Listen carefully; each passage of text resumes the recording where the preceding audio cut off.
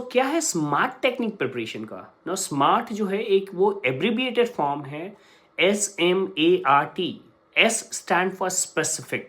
तो जब भी आप गोल सेट करते हैं, जैसे आप प्रिपरेशन एग्जामिनेशन के गोल सेट कर रहे हैं, तो वो गोल बहुत स्पेसिफिक होना है, बहुत वेग सा गोल नहीं होना है। अब कहने का मतलब कि जैसे आपका एम ये है कि आपको बीपीएससी एग्जामिनेशन क्रैक करना है, तो बीपीएससी एग्जामिनेशन क्रैक करने का जो गोल है वो डिफरेंट पार्ट से होकर के जाता है। तो आपको स्पेसिफिकली, बिकॉज ये एक बहुत बड़ा गोल है, तो आपको स्पेसिफिक होना है। जैसे आपको एक सब्जेक्ट कवर करना है, तो आपको लिस्ट ऑफ सब्जेक्ट बनाने हैं, उसमें से कौन सा सब्जेक्ट पहले आएगा, कौन सा सब्जेक्ट बाद में आएगा, इसका अरेंजमेंट करना है। तो you have to be very specific about those particular goals. तो अपने जो लार्जर गोल्स हैं उनको छोटे छोटे भाग में तोड़ करके बहुत स्पेसिफिकली डिवाइड कर लेना है।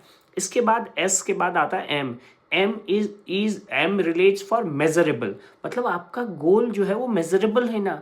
मतलब कोई इस तरह का गोल नहीं क्रिएट करना है जिसको आप मेजर ही नहीं कर सकते। जैसे इसका एक हम सिंपल एग्जांपल हम बताते हैं कि आपका गोल है कि आपको फिट होना है, तो फिट होना इज अगेन अ वेग टर्म। फिट होने में अब जैसे ऑब्वियसली जैसे आपका वेट कम है, तो आप वेट गेन करना चाहते हैं, तो पहले आपने मेजरेबल टारगेट बनाना कि हमको कितना वेट गेन करना है।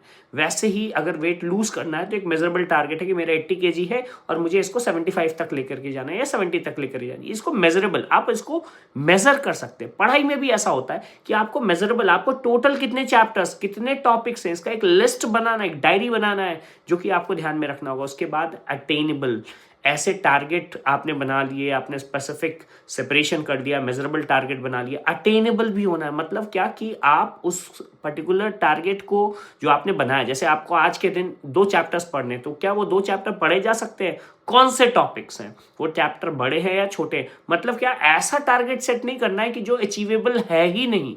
ये बहुत जरूरी है कि अचीवेबल टारगेट सेट करें।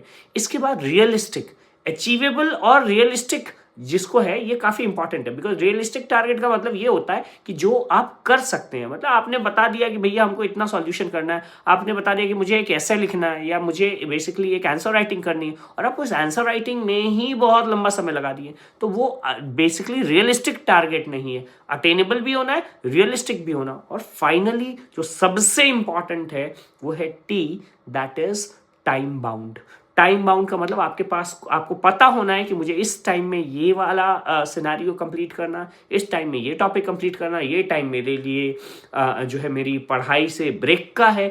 ये बहुत ज़रूरी है। अगर आप टाइम बाउंड नहीं है तो ये पूरी की पूरी स्मार्ट स्ट्रैटेजी फेल कर जाएगी। तो specific, measurable, attainable, realistic and last but not the list time bound होना ही होना है।